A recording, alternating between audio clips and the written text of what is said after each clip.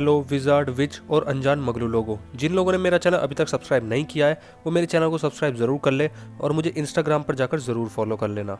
जादुई दुनिया में हमें गोस्ट और पोर्ट्रेट के बारे में भी बताया है।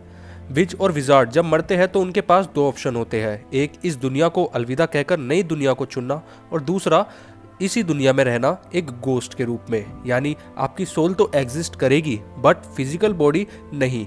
आप जिंदा तो रहेंगे पर किसी को गले नहीं लगा पाएंगे और ना ही किसी अपने का हाथ पकड़ पाएंगे। इन माई ओपिनियन वो ऑलरेडी ही मर चुका है, उसका अस्तित्व अब उतना नहीं रहेगा। तो एल्बस डंबलडोर गोस्ट के रूप में वापस क्यों नहीं आए? तो उन्हें गोस्ट बनना ही नहीं था। गोस्ट बनने का ऑप्शन एक डरपोक व्यक्ति ही चुन सकता है क्योंकि वह मौत से डरता है। मौत नेचर का ही प्रोसेस है, इससे कोई मुंह नहीं मोड़ सकता। आप गोस्ट के रूप में खुश नहीं रह सकते हैं और ये आपको ज़्यादा खुशी नहीं देगा। एल्बस डंबलडोर डरपोक नहीं है और उन्हें नेचर का प्रोसेस भी पता है, तो उन्होंने मौत को एक्सेप्ट किया। Harry Potter and the Deathly Hallows में रॉन और हैरी के बीच एक कन्वर्सेशन होती है जहां हैरी पॉटर जो है रॉन से बोलता है कि डंबलडोर अब गोस्ट के रूप में वापस नहीं आएंगे। उसे पूरा भरोसा है कि वो अब चले गए हैं, he would have go on. तो रॉन कहता है गो ऑन, इसका मतलब क्या? मतलब दोस्तों हैरी पॉटर को भी पता है वह गोस्ट नहीं बनेंगे। इन द एंड जीवन जीने की उम्र तय है और मरने के बाद भी अगर कोई जीवन जीना चाहता है तो वो उस तरह नहीं जी पाएगा जिस तरह वो पहले जिया करता था। एग्जाम्पल के तौर पर हमें निकोलस के बारे में बहुत अच्छे से पता है। ये नेचर के विरुद्ध अमर की प्रक्रिया में गए थे।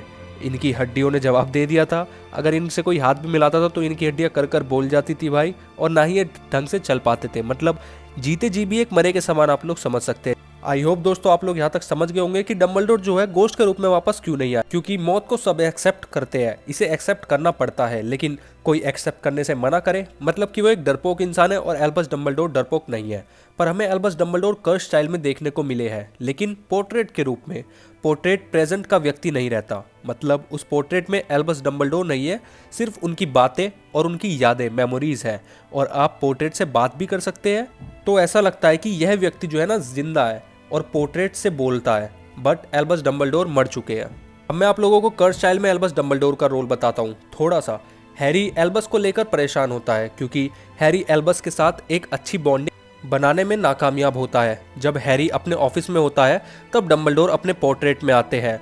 पोर्ट्रेट्स जो है पिक्चर टू पिक्चर भी घूम सकते हैं, हमें पता है। डंबलडोर हैरी से बात करते हैं, हैरी भी उन्हें अपने और एल्बस के बारे में बताता है। हैरी उन्हें बताता है कि वो अपने ही चाइल्ड को समझाने में बिल्कुल भी अच्छा नहीं है, और डंबलडोर का पोर्ट्रेट हैरी को एडवाइस भी देते हैं कि उसे अपने सन को ऐसे ही देखना और समझना चाहिए जैसा वो है, ना कि उसे कुछ ऐसा बनाने के बजाय जो वो नहीं हो सकता।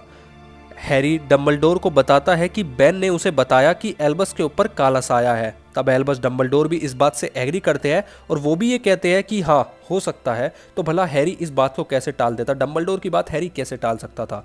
हैरी जो है मैकगोनेगर के पास जाता है और उन्हें डंबलडोर की सारी बातें बताता है जो उसने पोर्ट्रेट से करी थी। तो मैकगोनेगर बोलती है कि हैरी वो सिर्फ अब एक डंबलडोर का पोर्ट्रेट है और पोर्ट्रेट हमेशा सच्ची बातें नहीं बोलते, वे सिर्फ एक इतिहास है। लेकिन हैरी को ऐसा नहीं लगता, वो डंबलडोर के पोर्ट्रेट पर भी पूरा भरोसा रखता है। हैरी डंबलडोर के पोर्ट्रेट से फिर से मिलता है जब एल्बस और स्कॉर्पियस जो है अपने पुराने समय में फंस जाते हैं। डेल्फिनी उन्हें फंसा देती है। हैरी बहुत ही ज़्यादा परेशान और इमोशनल हो जाता है। हैरी और डंबलडोर आपस में बातें करते हैं और दोनों बातें करते करते बहुत ही ज़्यादा इमोशनल हो जाते हैं। और हैरी बात करते हुए डंबलडोर से थोड़ा नाराज़ हो जाता है और उनसे बोलता है कि आपने मुझे कभी एज अ फादर प्यार नहीं दिया, यानी आपने कभी मुझे एक पिता के रूप में प्यार नहीं किया। मैंने आपके बिना भी वोल्डेमॉर्ट को अकेले 3 बार फेस किया है। तो डंबलडोर हैरी को समझाने की कोशिश करते हैं और उससे कहते हैं कि उन्होंने हमेशा हैरी से प्यार किया और वो हमेशा से ही उनका छोटा सा प्यारा सा पॉटर रहा। डंबलडोर की आंखों से आंसू आ जाते हैं और वो अपने आंसू छिपाने की कोशिश भी करते हैं।